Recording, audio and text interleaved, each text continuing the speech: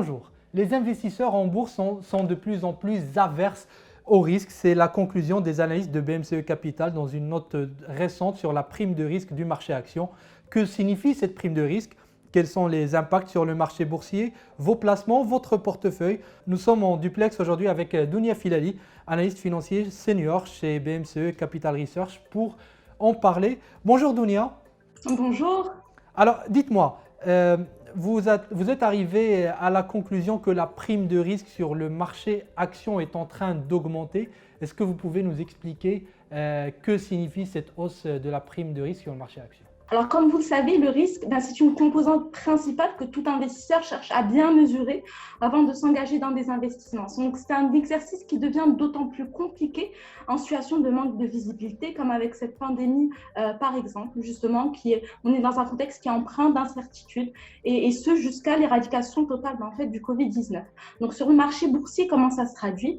Ça se traduit automatiquement par une hausse de la volatilité. Donc, ça va de soi que lorsque les investisseurs prennent davantage de risques, ils attendent en fait un niveau de rentabilité qui est plus élevé, d'où une hausse de la prime de risque. Cette prime de risque chez BMCE Capital Research, comment vous la calculez? Il y a plusieurs façons d'appréhender le calcul de la prime de risque. Il y a plusieurs méthodes et chacune, on va dire, favorise une vision plutôt qu'une autre. Donc, la première méthode qu'on utilise, c'est la méthode qu'on appelle historique. Donc, elle consiste en quoi? Elle consiste à calculer l'écart sur une importante période de temps. Donc, là, on est sur un historique de près de 15 ans entre le rendement du marché sur le Madex RB et le rendement des bons du Trésor, qui est considéré comme étant un investissement sans risque. Elle se base donc sur le passé pour déterminer une prime de risque action à appliquer dans le futur. Voilà, donc la deuxième méthode qu'on utilise également, c'est ce qu'on présente, qu'on connaît sous le nom de la méthode instantanée. Donc, elle résulte en fait en une sorte de somme assez simple. C'est la somme du rendement bénéficiaire, qui est l'inverse du PE, auquel on additionne le dividende yield du marché, qui est le rendement de l'action, et auquel on retraite le taux sans risque. Donc, elle reflète en principe le risque du moment et peut servir à ce titre à davantage, on va dire, aux spéculateurs.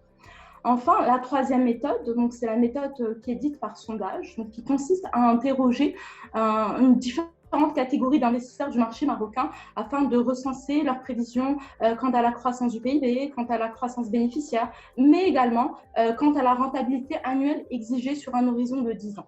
Donc, cette méthode est quand même assez controversée parce qu'elle a un côté qui est assez subjectif. On interroge des gens par rapport à leurs sentiments face au marché, mais elle permet aussi de saisir un état d'esprit, en fait, un état d'esprit des investisseurs sur le marché à un instant donné.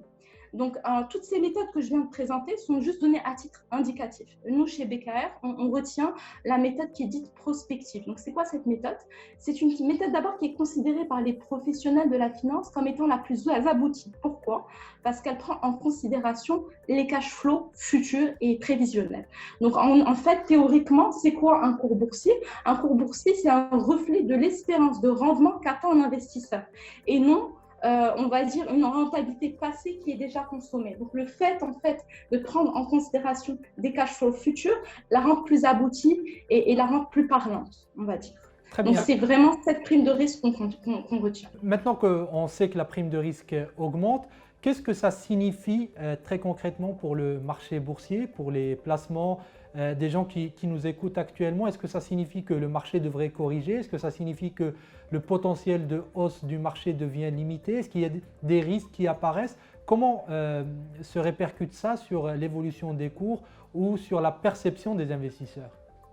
Alors, il faut savoir déjà que nous actualisons en fait notre prime de risque d'une manière semestrielle. Donc, lors de notre dernière mise à jour, on a une très légère hausse de 0,25 points comparativement au semestre précédent. Donc, c'est vraiment une augmentation qui est limitée de la PRA dans le sens où, pour nous-mêmes, c'est même plutôt un signal positif. Ça veut dire que le marché est relativement résilient, vu que la prime de risque n'a connu qu'une hausse limitée. Donc, après, effectivement, ça reflète également, on va dire, une relative perte de confiance des investisseurs par rapport au marché. Mais ce qui est important de savoir, c'est qu'on ne peut pas ou qu'il est difficile en fait d'avoir une lecture linéaire de la prime de risque. Parce qu'il y a plusieurs facteurs qui rentrent en considération dans l'évolution d'un titre et l'évolution d'un marché. Donc ça peut être biaisé, on va dire, je dirais même que ça peut être, que ce n'est pas adapté, que ce n'est pas significatif. Mais cela étant dit, toutes choses étant égales par ailleurs. Quand on a une hausse de la prime de risque, on a une baisse des valorisations des sociétés et par conséquent, on a une hausse de l'exigence de rendement des investisseurs par rapport au marché. Donc, en gros, les cours cibles diminuent. Toutes choses étant égales par ailleurs, sachant qu'il y a d'autres facteurs en fait qui rentrent dans le calcul en fait d'un cours cible. Il y a le bêta, on a la dette cible, on a le taux de croissance à l'infini, on a nos cash flows prévisionnels, etc.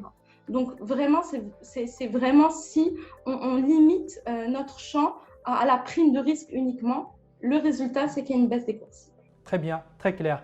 Merci beaucoup, Dounia Filali. Je rappelle que vous êtes analyste financier senior chez BMCE Capital Research. À bientôt. À bientôt. Merci beaucoup.